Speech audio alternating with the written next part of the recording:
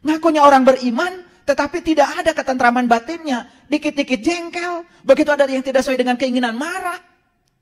Bahkan kemarahan itu dibalut dengan pakaian agama. Mengerikan. Jadi seakan-akan Tuhan itu boleh yang menyuruh dianya marah. Allahu Akbar, halalkan darahnya. Wah, karena jiwa kita tidak akan pernah mati. Jiwa kita tuh abadi, seabadi ilahi. Yang mati itu cuma tubuh kok. Cuma tubuh. Dan jiwa kita tidak pernah mati. Jiwa kita akan hidup selamanya. Itu yang tidak disadari oleh kita. Jadi siapapun yang hidupnya masih bermusuhan, siapapun hidupnya masih banyak konflik, serajin apapun dia melaksanakan ritual agama, sepanjang dia belum menemukan nikmat Allah ke dalam dirinya, sepanjang itu dia tidak akan pernah meningkat kesadarannya. Orang yang beriman sungguhan gak ngaku-ngaku sebagai orang yang beriman, tetapi karakter dirinya sebagai orang yang beriman nampak dalam kehidupannya. Dan orang-orang yang ngaku beriman perlu pengakuan dari orang lain, perlu dukungan dari orang lain. Dan orang yang ngaku-ngaku biasanya butuh pihak lain untuk diaku.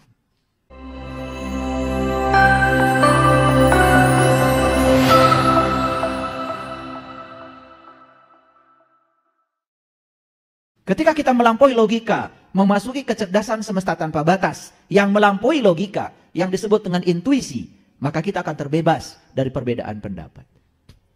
Makanya di kajian sebelumnya saya sudah menyampaikan, Allah berfirman, wa'tasimu bihablillahi jami'a. Berpegang teguhlah kepada habl, habl itu tali, bihablillah, tali Allah, jami'a, semuanya. Kalau semuanya kita sudah berpegang pada tali yang sama, persis seperti mutiara yang berpegang pada tali yang sama, maka dia akan menjadi kalung yang indah. Dan ketika mutiara belum diikat oleh tali yang sama, berantakan. Tidak indah, tidak bersatu. Tetapi begitu dia diikat dengan tali yang sama, dia jadi kalung yang indah, harganya mahal, dipakai oleh ibu-ibu, kelihatan tambah cantik.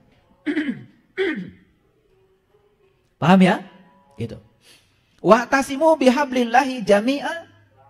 Berpegang teguhlah kepada tali Allah seutuhnya. Nah, banyak yang tidak mengerti tali Allah itu apa.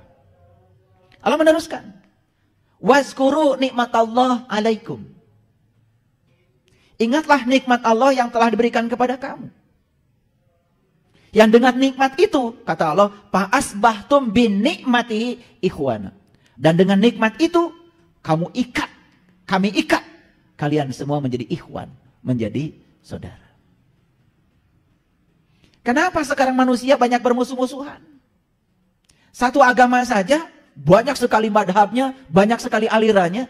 Bahkan satu madhab merasa lebih benar dan lebih mulia dari madhab yang lain. Lalu yang dimunculkan adalah ego madhab. Seakan-akan persaudaraan itu harus dikotak-kotak oleh madhab. Padahal semua kita awalnya satu. Harusnya kita tetap menjaga persatuan itu. Karena kebodohan kita, lalu kita menganggap saya paling benar dan di luar keyakinan saya semuanya salah. Itu tandanya dia belum ketemu tali itu. Yang sudah ketemu tali tidak mungkin meremehkan orang lain. Yang sudah ketemu tali, yang ada dalam dirinya adalah rasa hormat pada perbedaan. Yang sudah ketemu tali dalam dirinya adalah welas asih pada siapapun, bahkan welas asih tanpa syarat, menyayangi siapapun. Jangankan orang yang baik, yang jahat saja pada dirinya tetap dikasihaninya. Itu orang yang sudah welas asihnya tanpa batas, tidak mengalami saldo negatif rasa welas asihnya. Dia sudah bisa nulung kanu butuh, nalang kanu susah, nyaangan kanu poekeun, nganter kanu keung. Sudah bisa ngahudangkeun kanu sare. Bahkan bisa nepak kanu poho. Hidupnya menjadi penuh manfaat. Di setiap helaan napasnya, yang dia lakukan adalah bagaimana membahagiakan semua makhluk. Bukan sekedar berorientasi pada kebahagiaan diri. Itu manusia yang ego. Jadi Allah menyatakan dalam Al-Quran, sesungguhnya tali Allah yang sebenarnya adalah nikmat Allah yang sudah diberikan pada orang-orang yang sudah menerimanya. Jadi siapapun yang hidupnya masih bermusuhan, Siapapun hidupnya masih banyak konflik, serajin apapun dia melaksanakan ritual agama, sepanjang dia belum menemukan nikmat Allah ke dalam dirinya, sepanjang itu dia tidak akan pernah meningkat kesadarannya. Jadi kita ulang dulu ya. Nikmat Allah yang sebenarnya apa? Tali Allah yang sebenarnya apa? Nikmat Allah. Nah, itulah yang akan kita bahas. Apakah setelah ini, apakah kita semua sudah dapat nikmat itu atau belum? Selesai kajian ini, semua Bapak Ibu akan bisa mengecek. Apakah saya sudah dapat nikmat yang dimaksud Al-Quran? Atau sekedar ngaku-ngaku seakan-akan sudah dapat nikmat. Karena salah persepsi tentang nikmat. Jadi kita tidak bisa membedakan mana enak, mana nikmat. Enak tidak sama dengan nikmat. Sama dengan hati, tidak sama dengan kolbu. Makanya orang-orang yang tidak mengerti sering mengidentikan seakan-akan hati sama dengan kolbu. Bahasa Arabnya hati itu bukan kolbu, kibdah, kobid. Makanya di pasar unta itu ada tulisan kobidul jumal, itu hati unta itu. Hati yang dimaksud adalah segumpal daging ada di sini. Itu. Dan itu bukan kolbu. Karena kolbu itu kata Allah sendiri. Langit dan bumi tidak akan cukup menampung zatku. Tapi kolbunya orang yang beriman. Itulah rumahku. Jadi kolbu yang sebenarnya adalah rumahnya Allah. Sering disebut Baitullah. Itu kata hadis kursi, bukan kata saya. Baik. Jadi judul kali ini adalah nikmat itu abadi. Nikmat itu abadi. Sedangkan yang disebut dengan nikmat selama ini oleh kita yang bernama enak kan tidak abadi. Betul apa tidak? Saya akan cerita nikmat itu abadi. Kenapa? Ini kata Allah. Karena siapapun yang sudah dapat nikmat hari ini, dia akan merasakan nikmat itu ketika dia hidup, dan dia akan merasakan nikmat itu bahkan ketika dia sudah meninggal. Kenapa? Karena jiwa kita tidak akan pernah mati. Jiwa kita itu abadi, seabadi ilahi. Yang mati itu cuma tubuh kok. Cuma tubuh. Dan jiwa kita tidak pernah mati. Jiwa kita akan hidup selamanya. Itu yang tidak disadari oleh kita. Karena ketidaksadaran kita lagi. Jadi sekali lagi, nikmat itu abadi. Selesai kajian ini, periksa diri kita semua. Apakah saya sudah dapat nikmat atau belum? Kalau belum, jangan ngaku-ngaku. Karena ngaku-ngaku itu tidak penting. Buat apa kita ngaku-ngaku kalau tidak diaku? Coba, orang yang mengaku dirinya orang kaya, capek. Kemana-mana harus berkamuflase. Betul? Jalan kaki nggak mau, harus naik mobil. Karena ngaku orang kaya, nggak mungkin mobilnya jelek. Betul nggak? Lalu sewa rental, mobil yang mahal, yang branded, yang bermerek. Demi untuk disebut kaya oleh orang lain. Dan orang kaya yang asli, tidak pernah begitu. Bahkan orang yang asli kaya, tidak pernah ngaku-ngaku kalau dia orang kaya. Penampilannya biasa. Tetapi memang dia kaya. Orang yang beriman sungguhan, gak ngaku-ngaku sebagai orang yang beriman. Tetapi karakter dirinya sebagai orang yang beriman nampak dalam kehidupannya. Dan orang-orang yang ngaku beriman perlu pengakuan dari orang lain. Perlu dukungan dari orang lain. Dan orang yang ngaku-ngaku biasanya butuh pihak lain untuk diaku. Nah kalau kita terus-menerus menjadi seperti itu, maka kita jadi orang lain. Sepanjang kita jadi orang lain, tidak menjadi diri sendiri, siap-siaplah kita sedang membakar diri kita sendiri. Betul Pak tidak? Korek api itu, tahu korek api? Kan ada kepalanya tuh, yang warna hitam. Ada tubuhnya tuh, yang warna kuning. Betul? Pernah lihat ya? Pernah lihat. Itu sama saja dengan tubuh kita. Kepalanya itu melambangkan kepala kita, yang warna kuningnya, bawahnya itu melambangkan tubuh jasmani kita. Coba, kalau korek api itu digosokkan. Digosokkan kan? Begitu digosokkan, digesekan, gesekan kecil saja membuat dia menyala. Dan kalau sudah nyala, bukan hanya kepalanya yang terbakar, sekujur tubuhnya yang terbakar. Betul apa tidak? Sering melakukan itu. Sering cuma gak belajar. Padahal itu adalah Sebuah analogi yang sangat luar biasa. Begitu kepala ini tergesek, terbakar, maka semua tubuh terbakar. Maaf ya, gosong kayak gini. Apa yang terbakar? Yang terbakar bukan kepala yang luar. Yang terbakar adalah isi kepala yang bernama pikiran. Maka siapapun yang selalu mengizinkan pikirannya terbakar. Coba, orang lain tidak sesuai yang kita mau, terbakar. Orang lain menghina kita, terbakar. Bahkan orang lain memuji kita pun terbakar kita. Terbang sampai nggak sadar. Ini kalau saya perhatikan, maaf ya. Saya tuh kalau lihat gini, jelas sekali itu. Jadi gosongnya itu kelihatan gitu. Ini yang sering terbakar itu gosong. Gosong. Mau dibedakin kayak apa, saya nggak bisa ditipu. Mau tebalnya kayak apa, nggak bisa ditipu. Karena apa? Karena kalau saya melihat bukan luarnya. Saya melihat kalian dalamnya. Ih. Kayak uka-uka.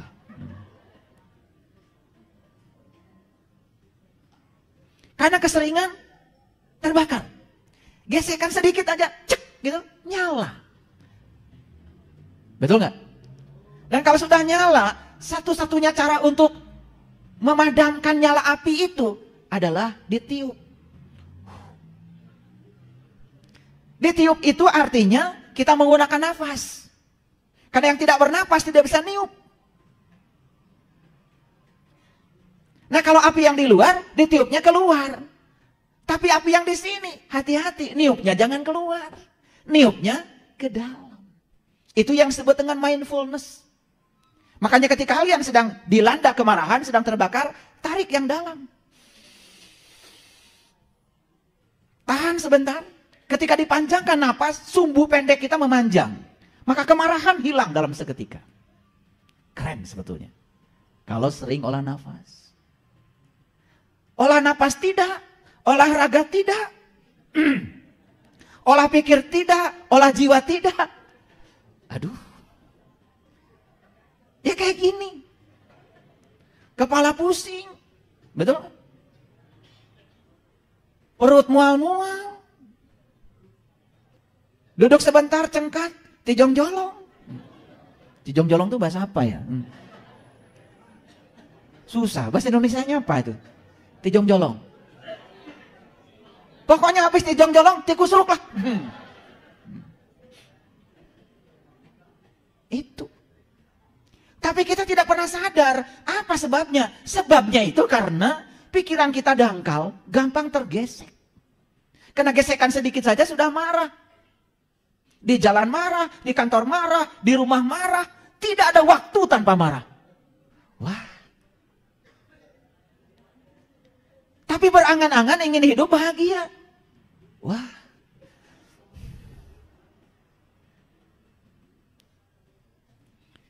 Saya kalau udah ngomong begini tuh suka kasihan sama kalian itu.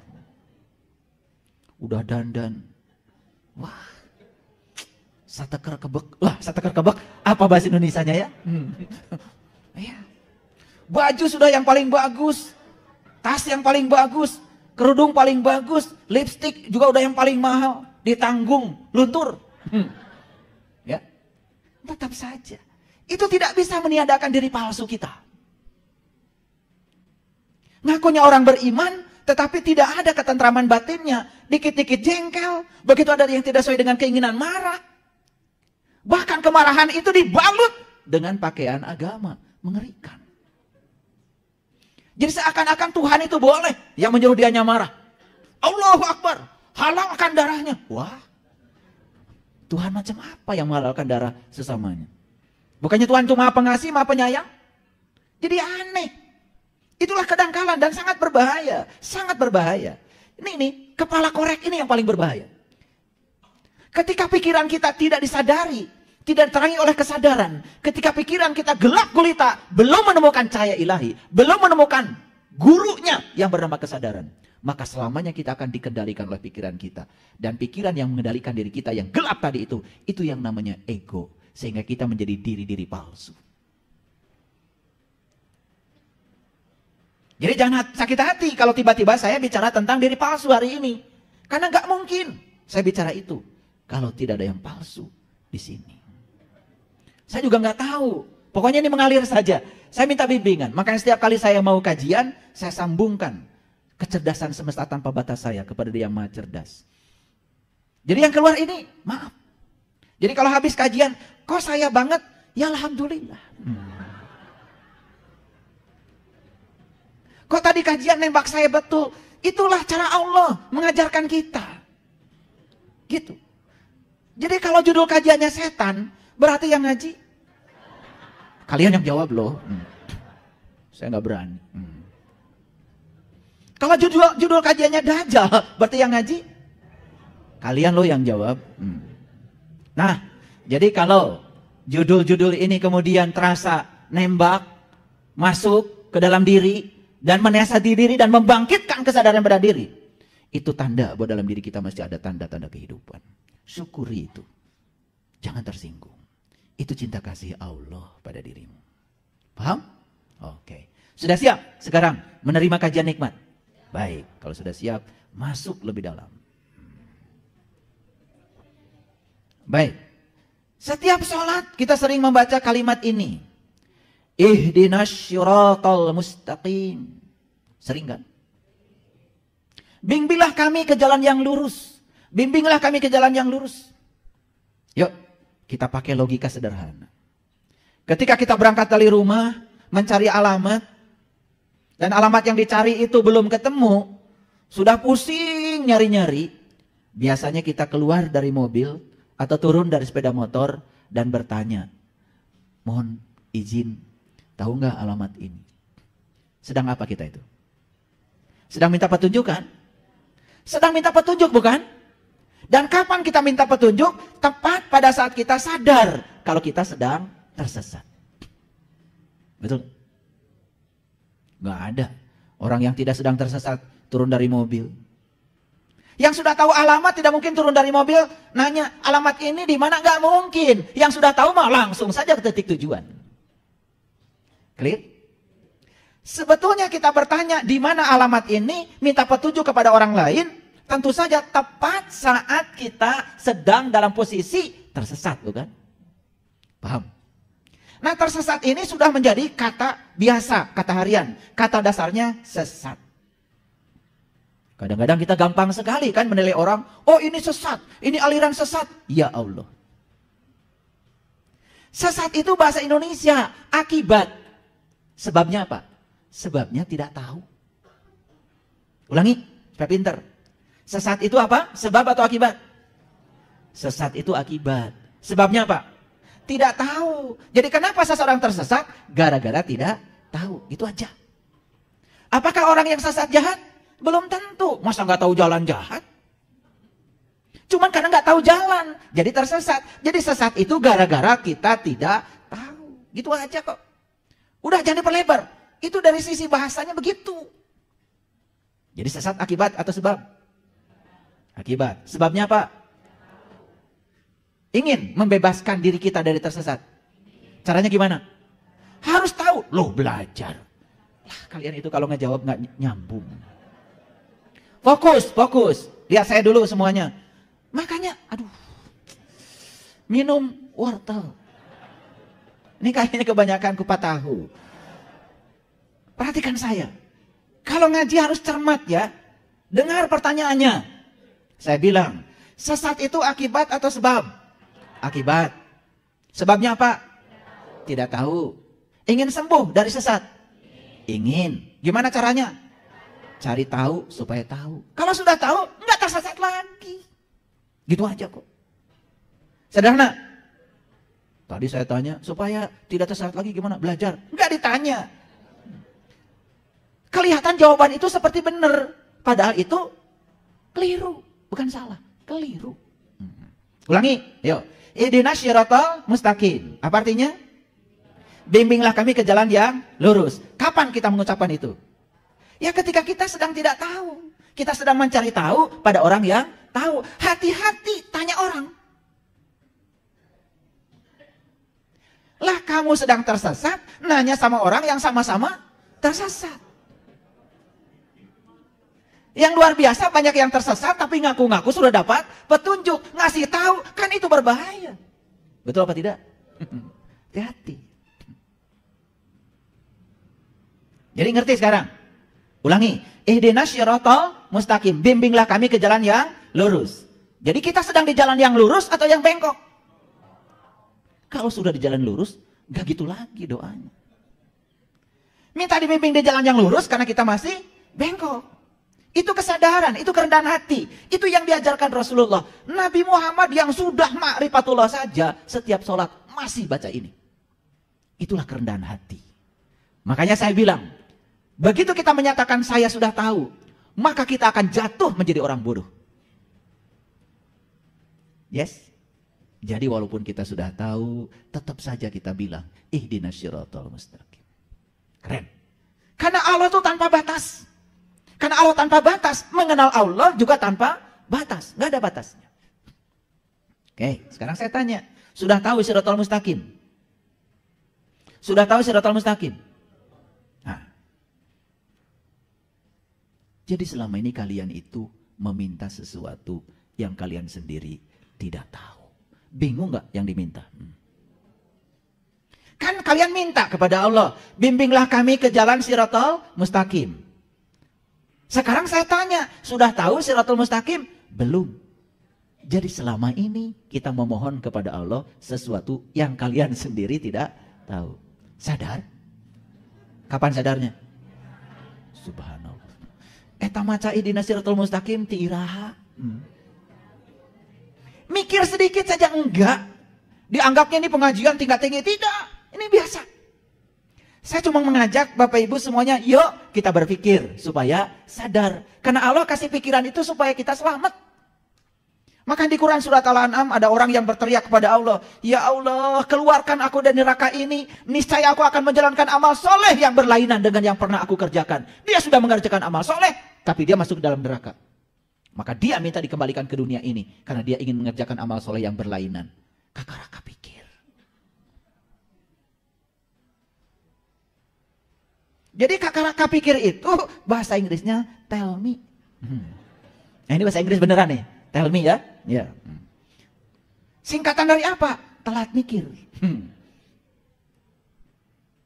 Apa syiratal mustaqim? Lihat saya semuanya. Syiratal mustaqim itu kata Allah, syiratal ladzina an'amta alaihim. Jalannya orang-orang yang telah diberi nikmat. Itu saja. Jangan pakai tafsir. Jangan pakai arti yang lain. Karena Quran ini bahasa Rob, maka untuk mengerti istilah-istilah Quran, harus tanya Quran. Itu yang namanya tafsir Quran bil Quran. Nah kebanyakan yang ditafsirkan Quran, yang menafsirkan logika dan persepsi kita sendiri. Akibatnya jauh dari kenyataan. Saya sudah riset. Saya tanya ya beberapa orang yang ketemu saya, syiratal mustaqim itu apa? Oh, jalannya orang yang diridhoi. Kayak yang benar kan? Kayak kan? Betul? Syiratal mustaqim itu apa? Oh, jalannya orang-orang yang baik. Saya tidak menemukan arti itu. Karena di Quran cuma satu. Syiratal mustaqim itu arti yang sebenarnya adalah syiratal ladzina an'amta alaihim. Jalannya orang yang diberi nikmat. Clear? Paham? Saya ulang lagi. Jadi syiratal mustaqim apa? Ulangi. Jalannya orang-orang yang telah diberi nikmat. Kata siapa? Kata Allah dalam Quran. Gitu. Paham ya? Jelas sampai sini? Ulangi lagi, saya masih ragu. Jadi syiratal mustaqim apa? Oke, clear. Dipertegas oleh Quran. Ghairil maghdub. Bukan jalannya orang yang dimurkai. Dipertegas lagi oleh Quran. Walad dolin. Bukan jalannya orang-orang yang tidak tahu. Kan dolin itu sesat. Kan sesat itu akibat tidak tahu. Jadi sebetulnya saya lebih suka menerjemahkan walad dolin itu orang-orang yang belum tahu. Pakai kata sesat, gak enak. Jadi sesat itu akibat tidak tahu sebetulnya. Jadi kalau begitu manusia menurut Quran cuma 3. Lihat saya. 1 yang diberi nikmat. 2 yang dimurkai. Oleh siapa? Oleh siapa? Oleh Allah. Memang Allah pendendam gitu? Allah maha welas maha asih. Allah tidak pernah murka sama kalian. Yang suka murka itu kamu. Begitu beda, tidak sesuai dengan keinginanmu, kamu marah. Itu murka. Masa Allah begitu? Selama ini kamu, mohon maaf, tidak sejalan dengan Allah.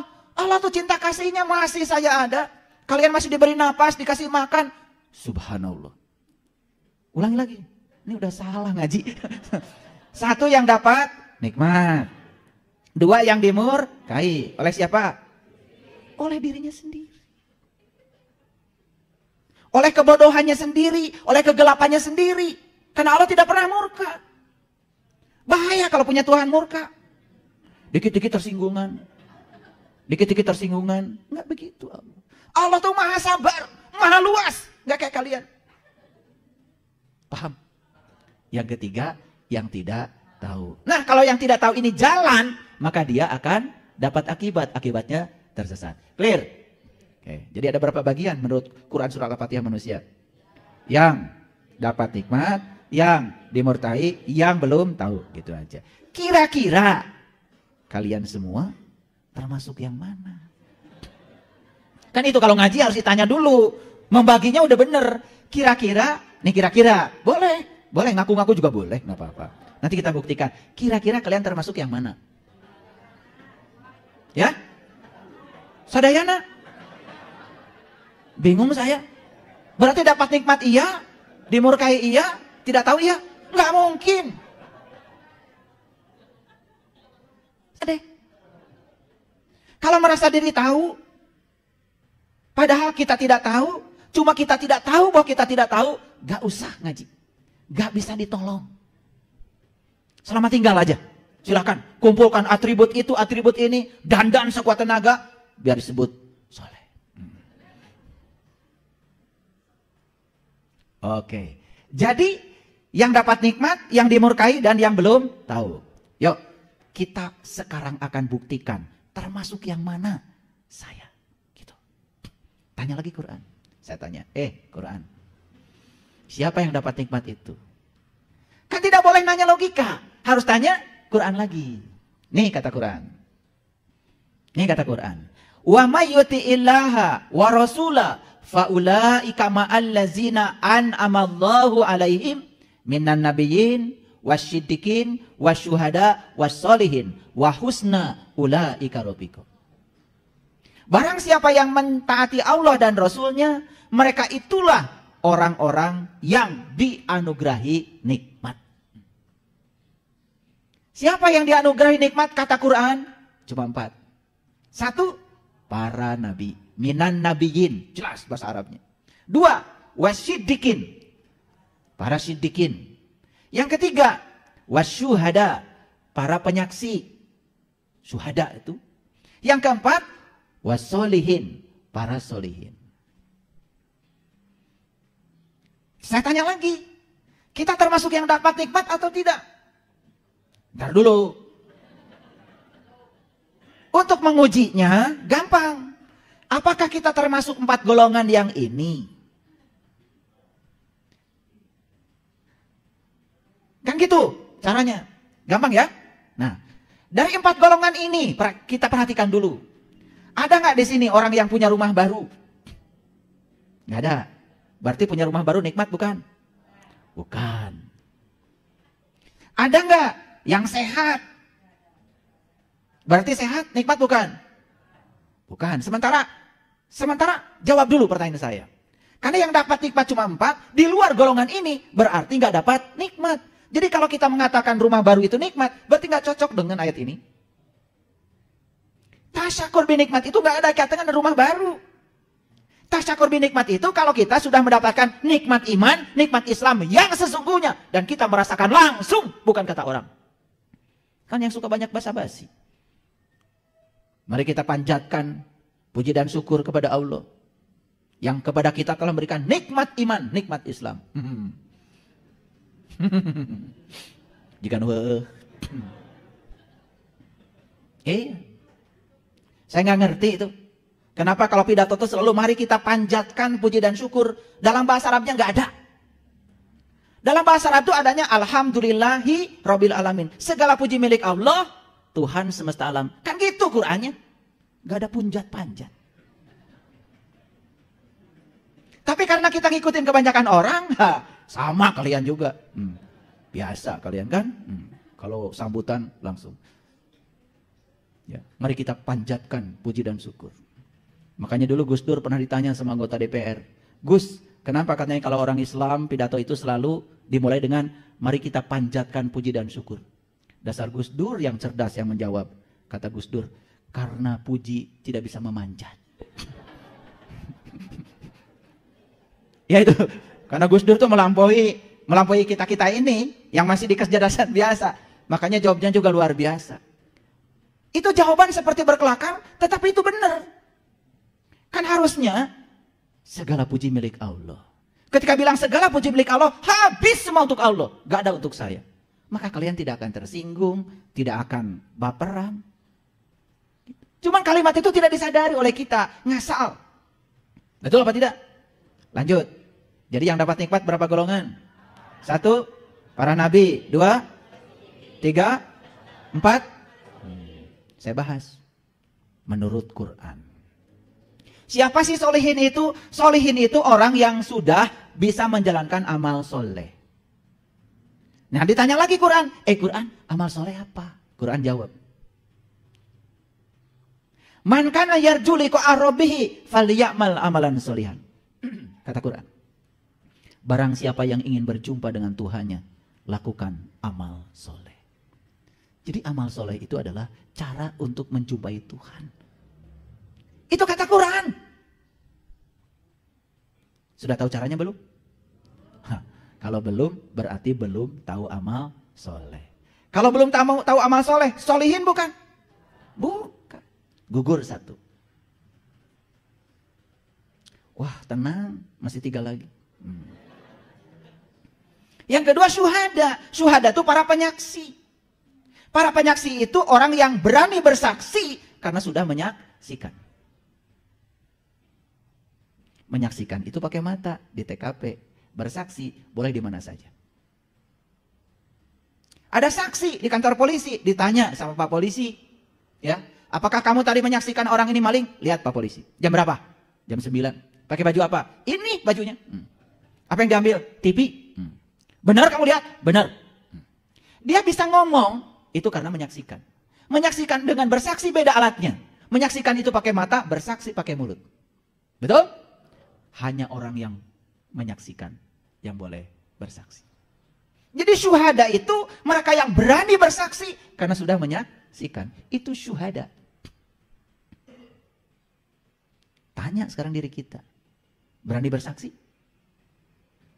Berani bersaksi? Asyhadu an la ilaha illallah. Itu bersaksi atau menyaksikan? Bersaksi atau menyaksikan? Kalau pakai mulut namanya bersaksi. Kapan menyaksikannya? Ulangi. Berani bersaksi? Sudah menyaksikan? Nekat namanya. Jadi kalau gitu, syuhada bukan? Gugur yang kedua. Sekarang sidikin. Sidikin dari kata sidik. Sidik itu benar. Sidikin itu orang yang membenarkan sesuatu karena dia sudah mengalaminya. Bukan apa kata orang. Membenarkan Allah karena sudah mengalami Allah. Membenarkan malaikat sudah mengalami malaikat. Membenarkan kiamat karena sudah mengalami hari kebangkitan. Pertanyaan saya. Apakah kita membenarkan sesuatu karena sudah mengalaminya? Atau apa kata orang? Kalau tidak, berarti yang ketiga dicoret. Tinggal satu lagi. Siapa? Berani ngaku. Jadi yang dapat nikmat itu ternyata cuma 4. Para solihin, para syuhada, para sidikin, dan para nabi. Jadi kalau begitu, nikmat itu tidak ada kaitannya dengan urusan-urusan duniawi. Jadi nikmat itu sebenarnya adalah pengalaman untuk merasakan Allah di setiap ruang dan waktu. Clear sampai sini? Clear sampai di sini? Oke. Jadi ngerti sekarang nikmat? Oh, itu nikmat. Sekarang berani nggak mengukur diri? Apakah saya sudah dapat nikmat? Jawab dong. Bingung? Oh, ternyata saya belum dapat nikmat. Ternyata selama ini salah persepsi saya tentang nikmat. Sejelas ini di Quran. Clear? Oke, lanjut dulu. Jadi yang dapat nikmat berapa golongan? Siapa? Nah, udah pintar kalian itu. Pilih nanti mau jadi apa dulu? Mau jadi solihin dulu, mau jadi syuhada dulu, mau jadi sidikin dulu, boleh. 3 itu, ya, nggak mungkin jadi nabi. Yuk lanjutkan. Ini ada perkataan Allah dalam Quran. Ini surat Al-Baqarah ayat 211. Yuk kita baca. Sal bani Israel kam atainahum min ayatim bayyinah. Tanyakan kepada Bani Israel, berapa banyaknya tanda-tanda yang terang benderang yang telah kami berikan kepada mereka. Ini Allah bertanya pada Bani Israel. Siapa Bani Israel? Bani itu orang, Isra itu berjalan, El itu Tuhan. Jadi Bani Israel itu orang yang berjalan menuju Tuhan. Jadi siapa saja yang mau berjalan menuju Tuhan, kata Quran, Bani Israel. Selama ini kita salah pengertian. Benci banget sama Israel. Padahal Israel yang ada di sana dengan yang masuk Quran beda. Itu nama negara. Gak ada kaitan dengan ini. Ini kan bahasa Arab, bahasa Tuhan. Ulangi. Ini Allah bilang, tanyakan kepada Bani Israel, berapa banyak tanda-tanda yang terang benderang yang telah kami berikan kepada mereka. Dan barang siapa yang menukar nikmat Allah, setelah nikmat itu datang pada mereka, maka sesungguhnya Allah sangat keras siksanya. Ya saya. Siapa yang menyiksa? Bukan Allah. Ya, kalau di Quran ada kata-kata begitu itu, pahami. Siapa yang menukar nikmat, maka dia sendiri yang telah menyiksa dirinya dengan menukar nikmat itu. Allah itu hanya sebagai fasilitator, hanya ngikuti maunya kamu. Kamu mau malas? Ya Allah ikuti. Kamu mau rajin? Allah ikuti. Kamu mau tidur? Allah ikuti. Mau bangkit? Allah ikuti. Karena dia adalah Rabb. Dia itu fasilitator. Bahkan saya sering menyebut Allah itu katalisator. Jadi apa yang dimaui oleh kita, Allah ngikut. Aku bergantung sangkaan kamu. Yuk sekarang kita lihat ayat ini. Apa maknanya? Yang pertama, yang diberikan tanda yang terang benderang menurut ayat ini siapa? Bani Israel kan? Clear? Wah, saya ngajar udah sangat jelas. Yang dikasih tanda Allah yang terang benderang menurut ayat ini siapa? Bani Israel. Nabi Ibrahim di Quran diceritakan bertemu bintang. Terang benderang? Bertemu bulan. Terang benderang? Bertemu matahari. Terang benderang? Terang benderang yang dimaksud Quran itu adalah nur ala nurin. Cahaya di atas cahaya. Dan itu yang dialami oleh para nabi, para rasul. Jadi nikmat Allah yang sebenarnya menurut ayat ini adalah saat kita bisa menyatu dengan alam cahaya.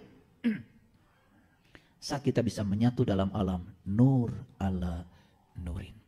Tidak ada lagi kegelapan. Dan saat kita menyatu dengan kesadaran yang tinggi itu, saat itulah pikiran yang gelap mendadak diterangi. Sehingga pikiran gelap itu tidak gelap lagi. Pikiran menjadi tunduk kepada kesadaran. Nah, pikiran yang gelap itu yang disebut dengan syaitan. Waswisu fi sudur. Sedangkan kesadaran itu yang disebut dengan ilahi. Nih, saya kasih tahu. Pernah ada orang nggak minta tolong sama kita, dari intuisi kita mengatakan kasih. Langsung dikasih? Ada delay, ditunda sebentar, langsung mulai ada yang merecoki kesadaran kita. Enak aja. Kemarin juga belum bayar.